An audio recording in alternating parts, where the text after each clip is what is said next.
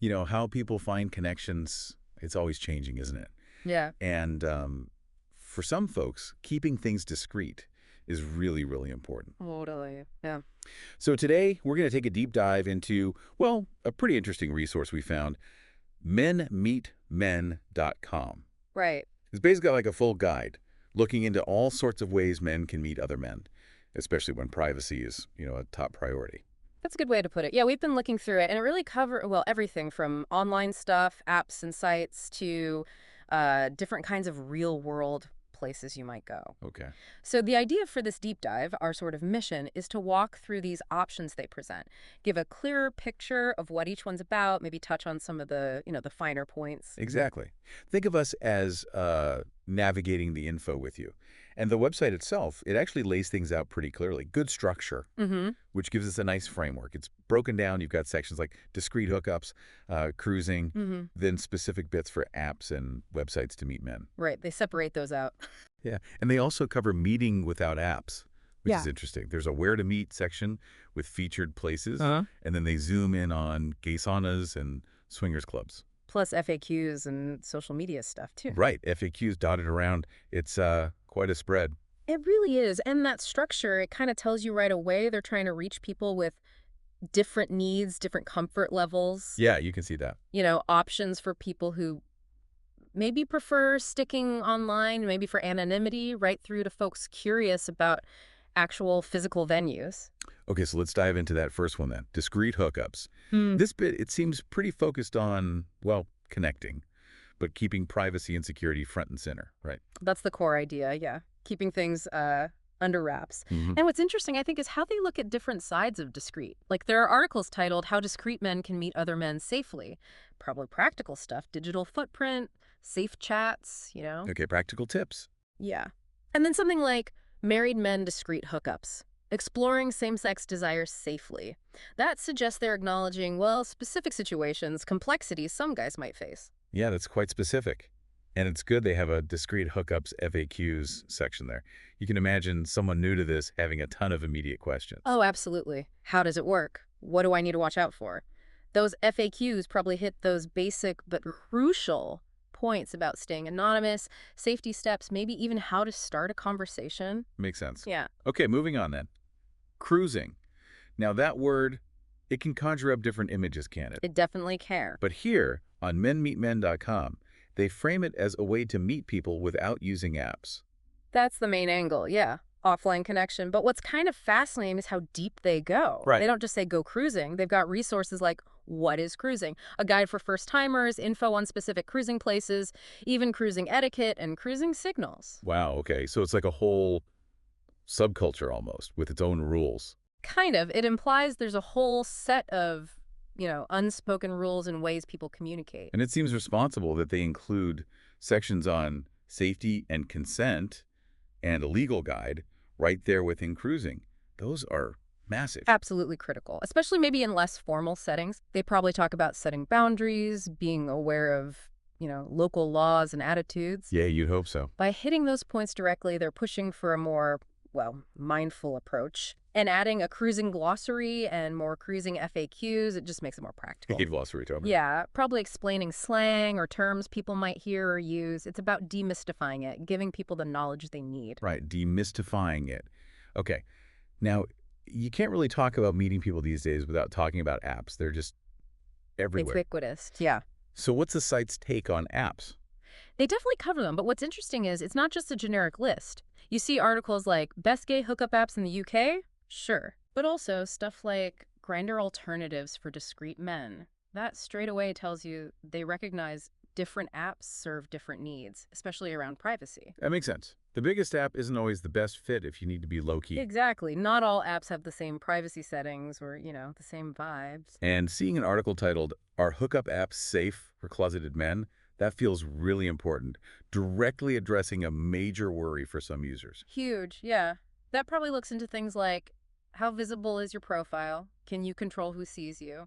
the risk of being outed, essentially. Yeah, exactly. And then pairing that worry with practical advice, like how to spot fake profiles on hookup apps. That shows they're serious about safety. Right, not just pointing out problems, but offering solutions. Exactly. Offering strategies to, protect yourself. Mm. And like the other sections, there's a hookup app FAQs bit too, probably for common questions on how the apps work, safety settings, etc. And I saw they even compare things, like cruising versus hookup apps. What's better? That's quite useful, helping people weigh up very different approaches. Yeah, it encourages you to think it through. It's not saying one is definitively better, but more about which one fits you, your comfort zone, what you're actually looking for. Okay. Now, the site also mentions websites to meet men. With apps being so dominant, it's almost easy to forget websites are still a thing for this. That's true, and listing specific ones is helpful for anyone wanting to look beyond just apps. Yeah. What sort of sites do they list?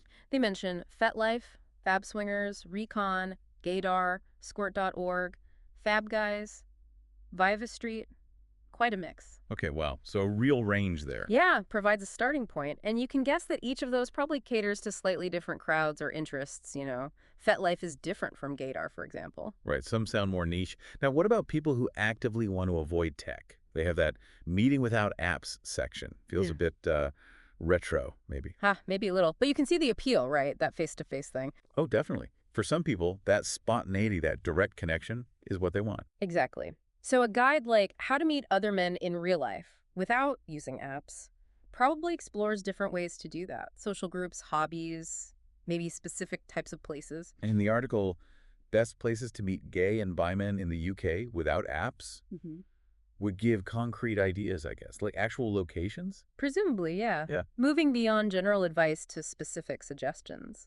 In the mention of cruising in gyms, saunas, and adult venues, that kind of links the cruising idea to specific places where people might connect. Yeah, it's a bridge, like you say. Shows how that idea of being open to signals can happen in different physical spaces, not just traditional cruising spots. Okay. And it's good they bring up cruising safety and consent again there, emphasizing it applies everywhere, no matter the venue. Always important. So the where to meet featured places part sounds like it gets really specific then, like actual venue recommendations. Yeah, this is where it gets super practical, potentially. If you can browse by city and type of place, that'd be really useful if you're looking locally or maybe if you're traveling somewhere. Right. And they give examples too, don't they? They do. They list places like Aquasana Blackpool, Steam Complex Gay Sauna in Leeds, Empire Cinema Club Huddersfield, Nero's Sauna Bury, and Partners Swingers Club Bury. So real places. Addresses, presumably. Exactly. Real venues the guide is pointing to as potential meeting spots, Right. moving from the general to the very specific. Let's dig into gay saunas a bit more. That's a specific type of venue that often comes up when talking about discrete meetings. What does the site say about them? They seem to cover it quite thoroughly, starting with articles like what makes the best gay saunas in the UK and what happens in a gay sauna. Okay, so setting the scene. Yeah, giving insights into the atmosphere, what facilities are usually there, the kind of social vibe you might find.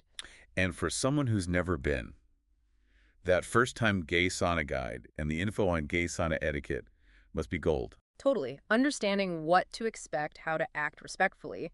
It probably covers things like privacy, interaction levels, that sort of thing. Yeah, takes the guesswork out. Reduces the anxiety, for Right. sure.